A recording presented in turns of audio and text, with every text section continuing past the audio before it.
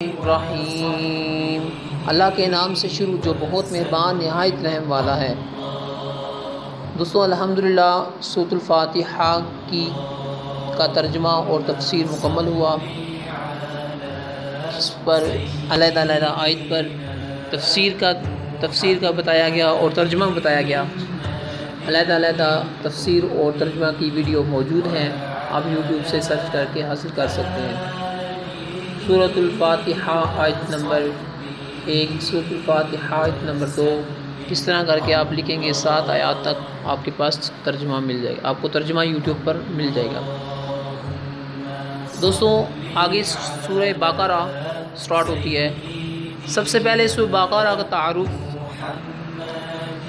سورہ بقرہ حضرت عبداللہ بن عباس رضی اللہ تعالی عنہما کے فرمان کے مطابق مدینہ منورہ میں سب سے پہلے یہی سورہ بقرہ نازل ہوئی۔ اس سے مراد ہے کہ جس سورت کی آیات سب سے پہلے مدینہ منورہ میں نازل ہوئی وہ سورہ بقرہ ہے۔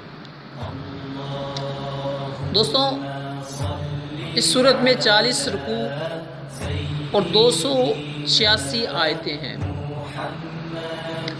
سورۃ البقرہ کو بقرہ کیوں کہا جاتا ہے؟ دوستوں عربی میں گائے کو بقرۃن کہتے ہیں، اور اس سورت کے 8ویں اور 9ویں رکوع کی آیت نمبر 67 تا 73 میں بنی اسرائیل کی ایک گائے کا واقعہ بیان کیا گیا ہے، اس کی مناسبت سے اسے سورۃ البقرہ کہتے ہیں۔ دوستوں اس کے فضائل، سورۃ البقرہ کے فضائل حدیث میں آپ کو سناتا چلوں۔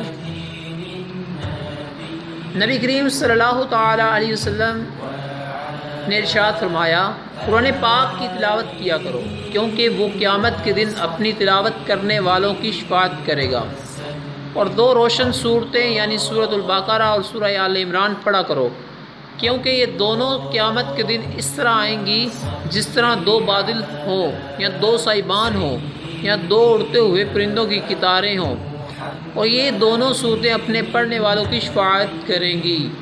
سورہ بقرہ پڑھا کرو کیونکہ اس کو پڑھتے رہنے میں برکت ہے، اور نہ پڑھنے میں ثواب سے محروم رہ جانے پر حسرت ہے، اور جادوگر اس کا مقابلہ کرنے کی طاقت نہیں رکھتے۔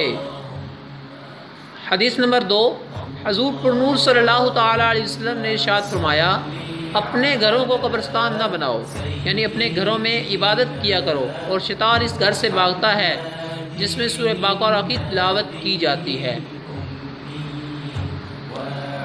دوستوں آیت نمبر 3، سرکار مدینہ صلی اللہ علیہ وسلم نے ارشاد فرمایا، جو شخص رات کو سورہ بقرہ کی آخری 2 آیتیں پڑھ لے گا وہ اسے ناگہانی مصائب سے کافی ہوں گی، یعنی مشکل حالات میں اور اچانک سے مصیبت آنے میں وہ اس کے لیے کافی ہوں گی، اور انشاءاللہ اس کی اچانک مصیبت نہیں آئے گی۔ حضرت ابو ہریرہ رضی اللہ تعالیٰ عنہ سے روایت ہے، حضور اقدس صلی اللہ تعالیٰ علیہ وسلم سے ارشاد فرمایا، ہر چیز کی ایک بلندی ہے، اور قرآن کی بلندی سورہ بقرہ ہے۔ اس میں ایک آیت ہے جو قرآن کی تمام آیتوں کی سردار ہے، اور وہ آیت الکرسی ہے۔ دوستوں آج کے لیے اتنا ہی، ملیں گے انشاءاللہ نیکسٹ ویڈیو میں، تب تک کے لیے اللہ حافظ۔